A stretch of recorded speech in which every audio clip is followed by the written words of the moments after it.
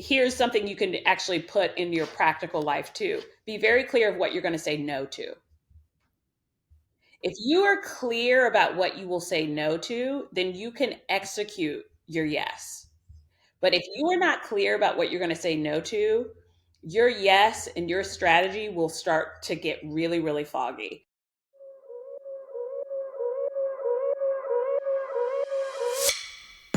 Welcome to the Trailblazer Talks podcast. I'm your host, Courtney Hope Jones. This podcast is designed to encourage and equip you to be a trailblazer right where you are, to help you discover your God-given purpose and bring you talks each week that will inspire you to do what you were made for. So let's get into this week's episode. Hey friends, I am so glad you're here again this week. And this week I am talking with a friend that we have been Instagram friends for a while. And we just found out that we live in the same city, which is so fun because we were able to get coffee a few months ago and we have plans to hang out again in the future. But on this week's episode, I've got my new friend, Bethny Ricks, and you are just going to love this episode with her. Bethny is an author, speaker, and leadership coach helping women to overcome self-doubt. And our conversation is just so special. If you are someone who is wanting to make a career transition in life, or maybe you are wanting to make some sort of life transition to a new season, Bethny talks all about how to seek God in those different transitions and how to know when we're hearing from God. And she tells a bit of her own story of going from the corporate world to working for herself. And she also talks about her new book called Face Forward. And I can't wait for you to hear this episode. So let's hop on in. I'm excited because I have a new friend on the show who we've been internet friends for a little while, but we finally got to meet in person recently. And my friend Bethny is on the show. So Bethny, tell us a little bit about yourself so listeners can get to know you. Gosh, it's all so boring, really. You're the least boring person I know. Oh gosh. Let's see. I am a business executive, a author, speaker, and coach. And I really spend a lot of my time now helping people get over themselves. Is where I spend most of my days. I'm also a wife and a mother of teenagers. So I'm older than I look. I'm older than I look. That's what people always think, that I'm still in my 20s. I'm like, nope, in Yep. my 30s, headed towards mid 30s now. Yeah, I'm like they look at me when I say I'm a former business executive, and they're like, "Former." I'm like, I'm older than I look. I've spent a Yeah. lot of time in HR. I have 20 Yeah. years under my belt, a 20-year Yes. career. So, yeah. Yeah. Well, and that's something you and I have in common, not the HR part, but the business part. I did not spend any time in HR. You're I like tried to not avoid HR. them as much as possible. I tried to stay out of their radar. Yep. But you left the corporate world to pursue what you felt God was calling you. And that I did that last summer as well. And I would love to talk a little bit about that, just to encourage, because I have a lot of conversations with people who are in a similar boat where they are either in some type of job, whether it's in the corporate world or elsewhere, but they kind of have that pull towards something they feel God's calling them to.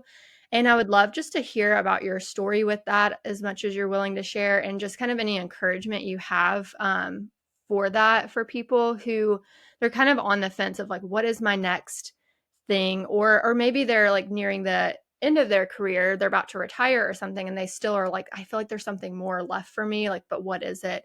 What did that look like for you with kind of your transition from corporate to doing everything you do now, and kind of what was your like story with that? Well, I'll start with encouragement for the listener, which is I use real short. I'm like a highlight reel. If you feel called, then you're qualified. So that's the first piece.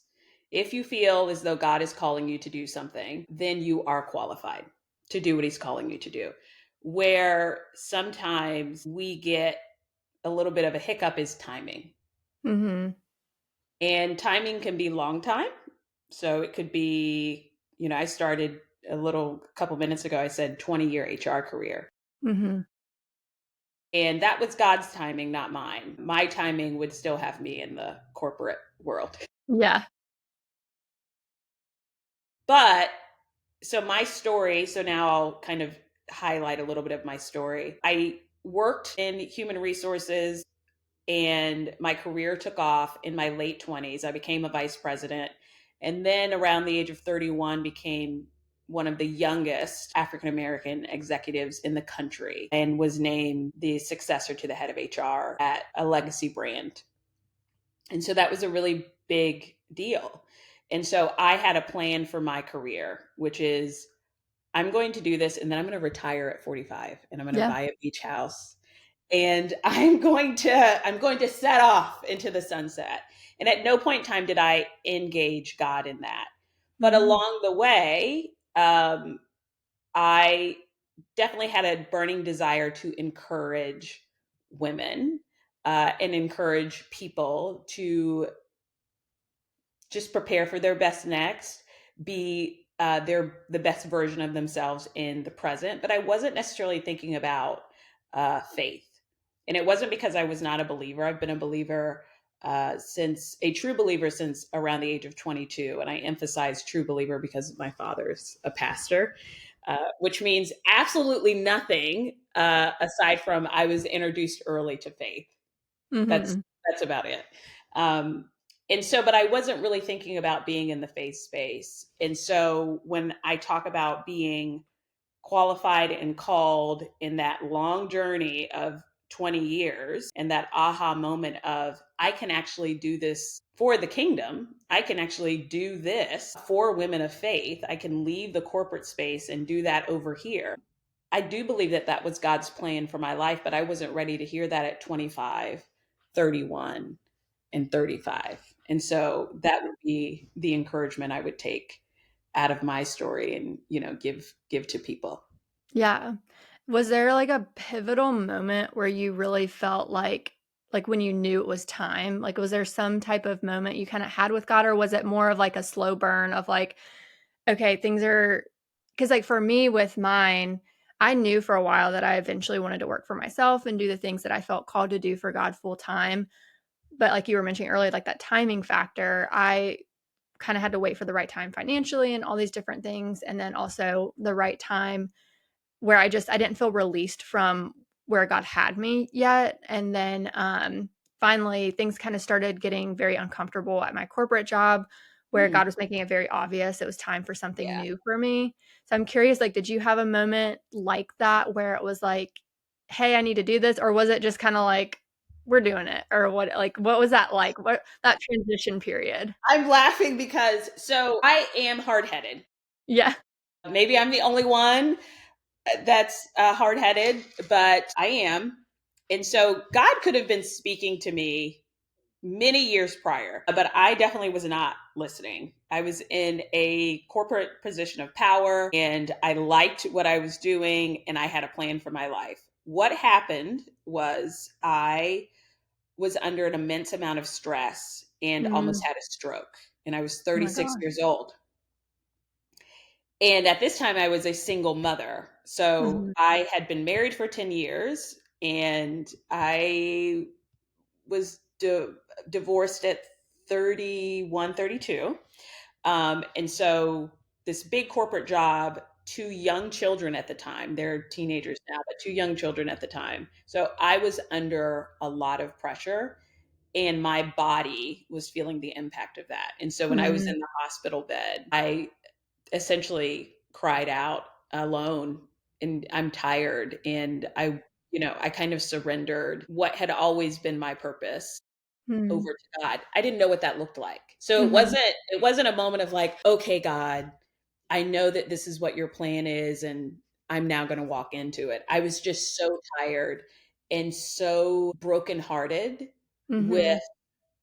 where I was in that present moment that I was like, my plan really ain't working. On the outside, it looked like it was working, Yeah. but on the inside, I was not as happy as I could be. Mm. Mhm. Things were not solving the problem for me, and I was a believer. So for those who are listening, I was not an unbeliever. I was a believer and walking with Christ, but also had this internal battle that I was not settling into, like trying to solve. I was just kind of running from it, like I'll deal with that later. And so that was the moment of I kind of handed that over to God, and then a couple of months later a series of doors opened and I left. So I did kind of abruptly leave. Now with that being said, I always put this caveat. I had the financial means to do that. Mhm. So the faith for me was not a financial piece. The faith for me was handing over how I envision my life and handing over titles.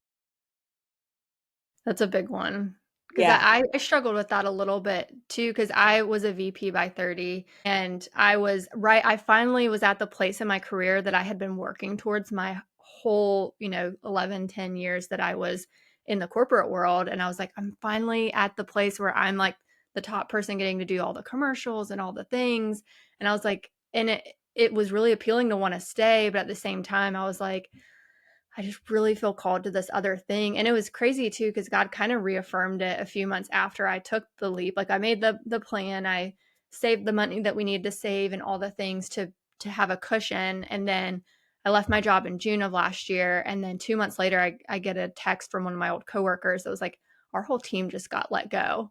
And I was like, okay, God, that's confirmation that I've made the right decision. Yeah, so, I mean, it Yeah. it is wild how God will kind of just remind you and, like, be like, "Hey, you're on the right path, you're on the right path."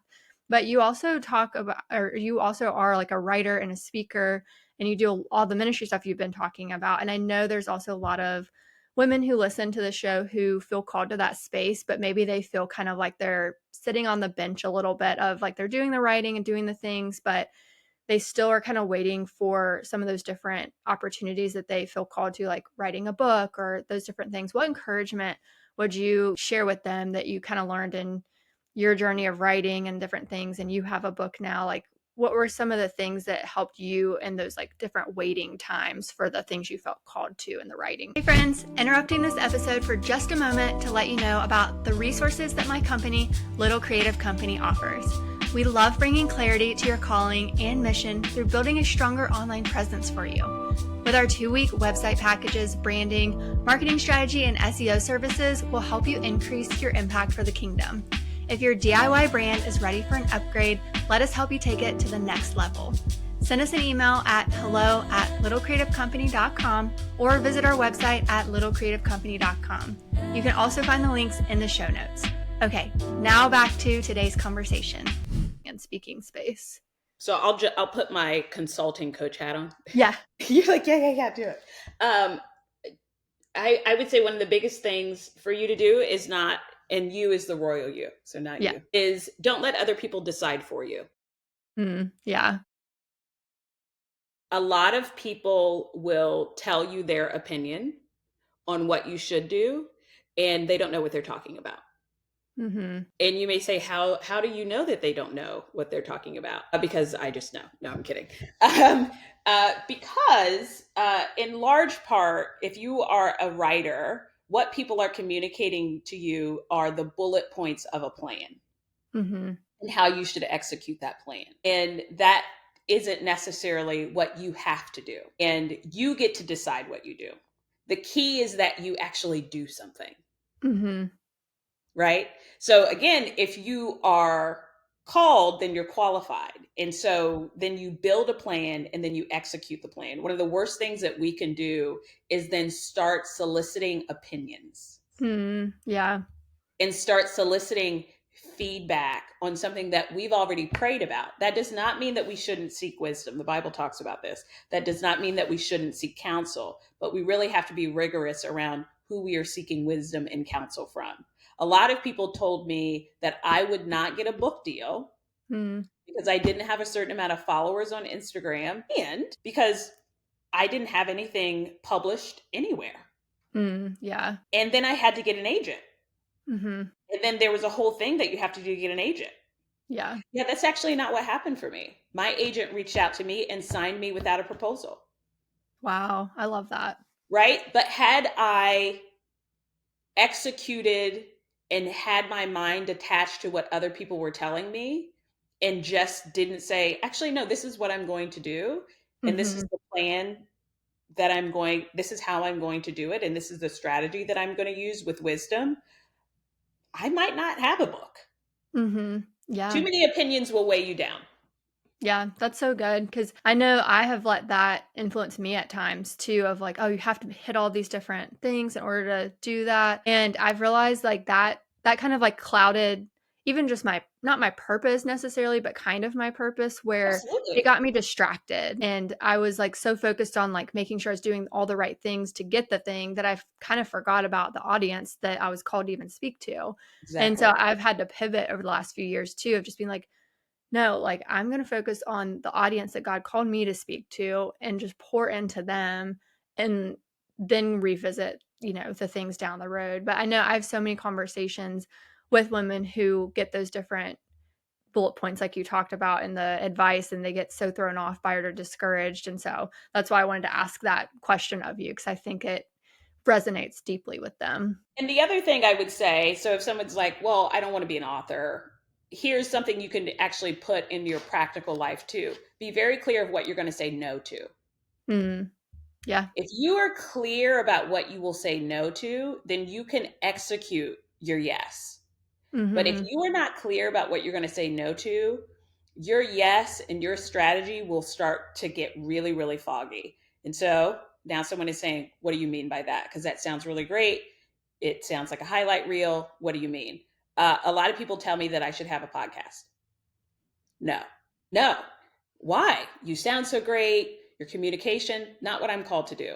Mm, And podcasts are a lot of work. they There's are. a lot of work that goes on the back end, and my I can brain doesn't attest. work like that. My brain does not work like that. So what I have Yeah. said is God has called me to do a podcast, then a podcast company will call me and say, we will do all of the back end work. Mhm. And then we will send you the equipment. We will do the editing. We will find the guests for you. And guess who has not gotten that phone call yet? Bethany. Yeah.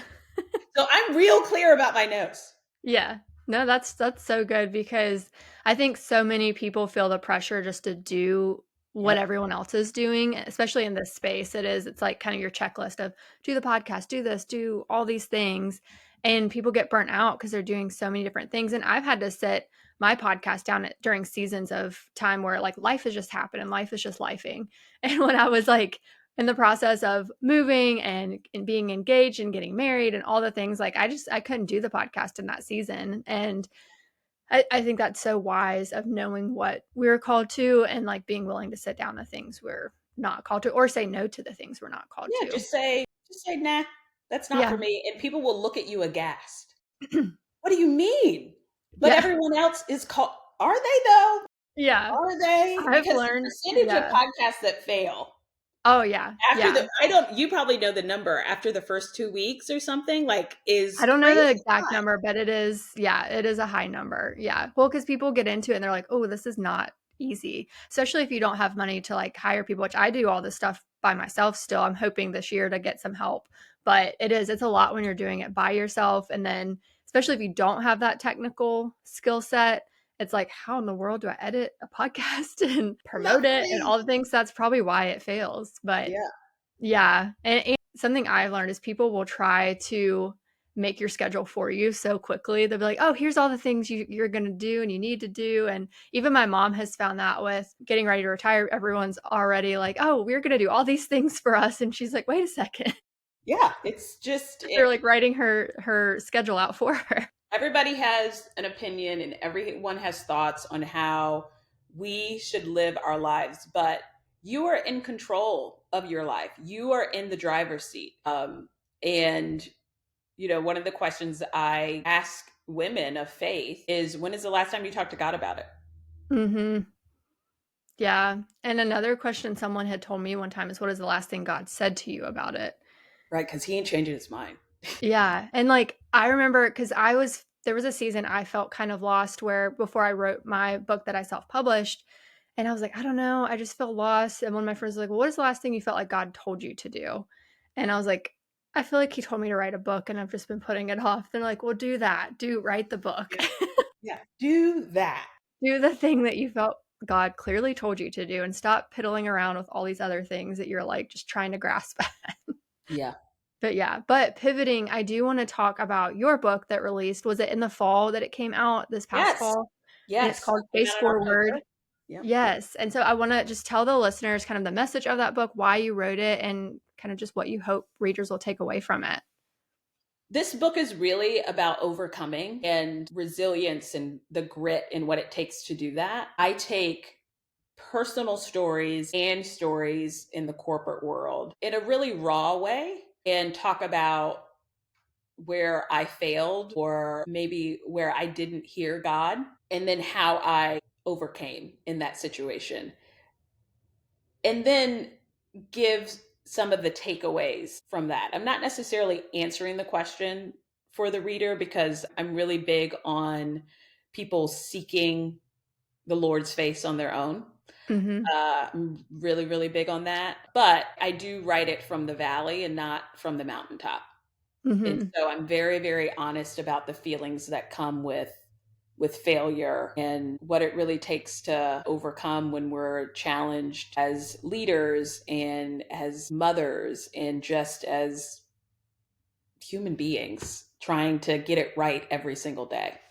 Yeah. No, I think that's such a great message for people who are stuck in some of those things where they feel like, how do I even begin to move forward from this spot that I'm in? And they just need that person, like, through your book that's like, "Hey, you can move forward from this. Like, I have been there, and I can tell you it gets better." Or, It "I can tell does. you, like, there's something on the other side of this hard time." So I think that's so beautiful, and you have a phrase that says, "Standing on the cliff of what if." And can you kinda unpack what that means and just moving beyond that place of feeling stuck in that fear and moving towards faith? Yes. So that part of the book, it really is kind of digging into self-doubt and how it keeps us frozen in Mm, place. And then we start to not only doubt what we know to be true, but also God in his word, which is consistent and sustaining. mhm, So, how do we move away from these moments of doubt and questioning not only God's plan, so that's kind of the big piece, but then just the plans of our day to day. And mhm. we can find ourselves in these familiar loops. So, what I call circles, which it feels like we're moving forward, but we're really not. We're just kind of in a Yeah. loop. And that's very dangerous. And one of the solutions is you not only back away, but you take one simple and small step forward towards hope, towards freedom, but also leaning on God's word Yeah. too. Yeah, I love that. And you also mentioned you share that hope for you is not just an idea. And I think sometimes people get confused around kind of different definitions of hope, but you share that it's not just an idea, it's a person. Yes. And how has that kind of just shaped your journey, your faith, and the way that you face forward in hard seasons? I think what you just said, sometimes when people talk about hope, it can feel so abstract and a little fleeting, Mhm. right? Kind of Yeah. like the wind, like it just floats in and out and it's Yeah. connected to feeling. But when I say hope is a person and hope being Jesus, who is very present Yes. and with you and never leaving and never forsaking, then it becomes very tangible, Yeah. becomes very real. And so when I really started sifting through scripture and reading scripture through the lens of hope being a person, and being an ever present help in that way. Not that I don't have moments of doubt, because I'm a human being, even Mhm. now, but it strengthened my faith and it strengthened my roots. So when the winds blow, Mhm. I know exactly that I know that my anchor will hold. Mhm. Right? Yeah. Because again, it's not this fleeting hope that kind of floats and can is temperamental, Mhm. right? It's Yeah. anchored Yeah. and Christ is anchored. And so I don't have to be moved by my feelings, by the climate of society, by what's going on right in front of me. Mhm. That's so good. Yeah, because I think so many people sometimes think that hope is just this, like, kinda what it sounds like. It's just like, "Oh, I just hope for that," or, "I just hope something happens," and it's like, no, it's a lot deeper than that, and I love just the way that you define that because I think that gives it so much more strength for what it is versus just thinking of like, "Oh, I'm just hoping for a good day," or something, in Yeah. those lines. Yeah. Yeah. How do you take it back? How do you take control of your life back? And a lot of it is, where are you anchored? Yeah. What are you anchored to? And the Mhm. only anchor in my life, in my almost 42 years, that has held is the anchor of Christ. I Yeah. am so deeply loved. I am the oldest of five children. My parents have been together for 40 plus years, and I am so loved by them. And they have never done me wrong. I have been disappointed by them. I have been disappointed by people. I have disappointed people. Mhm. And I say all of that to end the point with, Christ has been the only anchor that has held. Yeah. Yeah. That's so good because I mean, that's what's held things together for me too, is knowing that he's my foundation and my anchor, and it's like, no matter what, I know God's got me, and I think that's what Yeah. helps me through hard seasons, but for someone listening who maybe they are just really in the thick of it right now, or maybe they're completely overwhelmed or unsure how to move forward, what's just like a small step you would encourage them to take first to kind of help them start to see a little bit of light at the end of the tunnel that they're in? So this might be counter to the trendy things. I would say start with honesty and not a strategy. Mm, yeah. Don't start with a 10-step, plan. Get real honest. Mhm. Uh, get real honest about what you want, what you need, and why. Not Mhm. a strategy, because you cannot execute anything based off of illusion. It might feel good in the beginning, but then around the third turn, it's going to all fall apart because you weren't honest with yourself. Mm, And I'm yeah. just asking you to be honest with yourself. I'm not saying be honest with yourself and post about it. Yeah, yeah.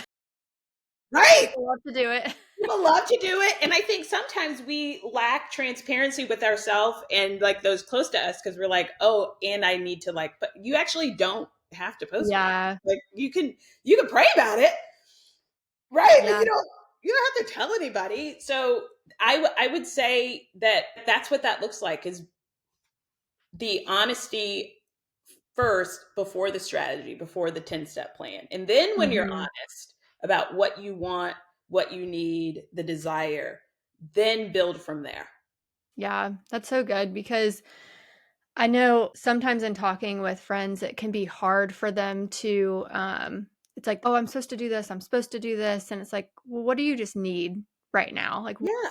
what do you need that's gonna help you get out of just the one part of what you're in, like what can support you in this season, and then you can worry about all the like steps and things. I love how you phrase that because I think so often we do quickly turn to what's a quick formula or algorithm I can Yeah. And use it's to just like, magically get out of this situation. sometimes there's no algorithm for I'm tired and I'm scared.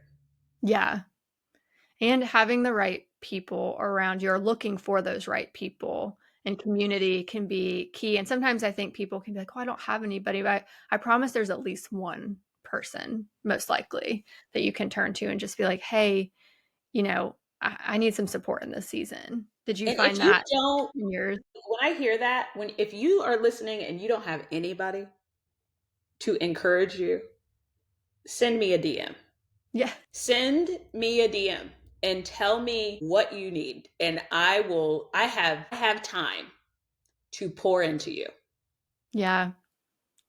And Bethany's good at that, I will I say. will I will I will pour it. I'm just we live at no excuses. 2025 is the year of no excuses. Yes, I No, love no that. excuses. 2025, no excuses. No excuses. Yes. So yeah, that's what I would say.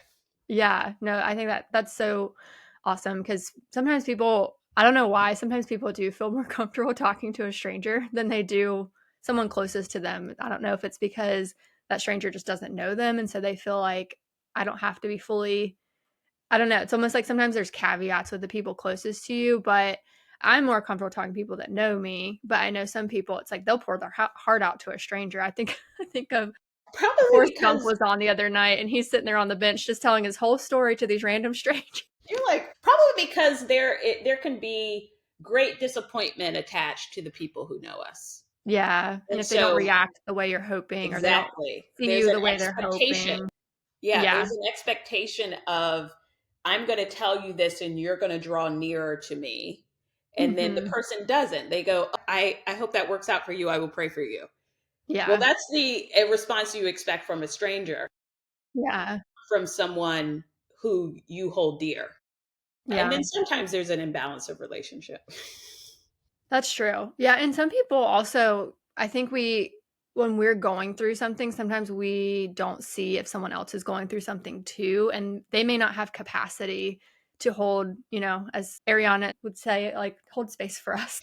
Whole space. I love that movie so much. Yeah. But since the show is called The Trailblazer Talks, I always love to ask our guests, what is one piece of advice that you would give to others that God's taught you along your trail in life? Gosh, there's so many pieces I of know. advice. I'm just, he really has to knock it into me. I would say that I cannot carry purpose and illusion at the same time. Yeah. Can you break that down a little bit for us? So what I am called to do, Mhm. and what I want to maybe sometimes pretend I am doing, I can't do both. Mhm. Yeah. Yeah, that's so good. And in a world where there's a lot of pretending, it can be easy to lean that way. Mhm. And so someone may be like, "Oh, well, how do you manage that?" It's one of the reasons I don't spend a lot of time online. Yeah. I think we have to. You are not gonna see a whole lot of me online because I can't hold both. And so when Mhm. I show up, I'm gonna show up as my whole self, and when I'm not, I'm not. Hey friends, I hope you're loving this conversation as much as I am. I wanted to take a brief moment to let you know about my book, It Is Written: Daily Truth to Face the Lies We Battle. If you're tired of letting the negative thoughts or lies hold you back in life, grab a copy of my book on Amazon. It'll guide you through identifying and overcoming lies by replacing them with scripture and the daily devotionals. Grab your copy today at itiswrittenbook.com or find the link in my show notes. All right, now back to today's conversation. Yeah, that's so good. Well, and I think we spend so much time online sometimes because we want that illusion. It's like we want Yeah, that Pinterest life, or we want this, or we would just like want to be validated. And so we keep like going online hoping we'll get that, or like that someone will just be like, "Hey, you're doing such a great job," or whatever, and like validate the thing that God called us to, when instead like it should be the opposite. We should just be going online to encourage and just to do the thing yeah, that God called us to do. So I love that, because I think so often we get caught up in that illusion I factor. agree. Well, I love to wrap up with just like a fun question of, what are some things or something that you're just loving right now and that's bringing you joy? So at the start of the year, I committed this year to the year of friendship. And so that my friends are spread all over the globe, which means also my other love, which is traveling. So Yes. I right now am enjoying a lot of travel and seeing friends and spending time with friends. So I was just in Colorado. I'm headed to Tennessee for a business mastermind, but I'm going to also see some friends in Nashville while I'm there, and then going a few other places. So I'll be going That's to so Hawaii fun. and Yeah. Barcelona. So it's, I'm Yeah. I'm just I'm really enjoying being in community with women during a time where I think um, friendship and being in community with women is kind of, I don't know, I don't want to say under attack, but it always seems like there's this tension and constant Mhm. conversation about friendship and broken friendship and friendship breakups. And I'm like, women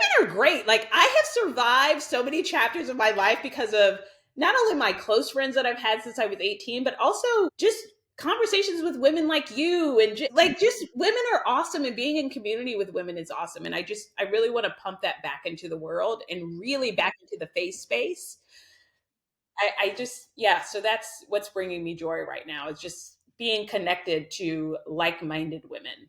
Yeah, I love that. It's so important too. Like whenever we realized we lived in the same city, I was like, "Oh my gosh, that's so fun." Like, and we grabbed coffee. It was awesome. But and just I have found that if I'm in a season where I'm not around, and I have amazing friends and I love them dearly, but I do always need a handful of people who kind of get the thing that I do. It's like they're in the same space, they kind of understand. So I have those people to talk to about it. But then I also need those friends that are just those friends that are there through it all. Like we can talk about anything. We may not have seen each other for months, but we can just like instantly catch up. Like I did that this past weekend, when I was coming back from seeing my mom, I stopped through in Birmingham and got to spend the weekend with several of my friends who, when I lived in Birmingham, we used to hang out all the time. And we still we talk all the time, even living in different places, but it's just good for the soul to get in the same room, just sit on the couch, have some girl talk. It's just Yes. perfect. I love it. Love it. Yes, I love Love that. it. Well, is there anything else you want to leave the listeners with? Also, how can they connect with you and find your book and all of that good stuff too? Well, you can find me on Instagram at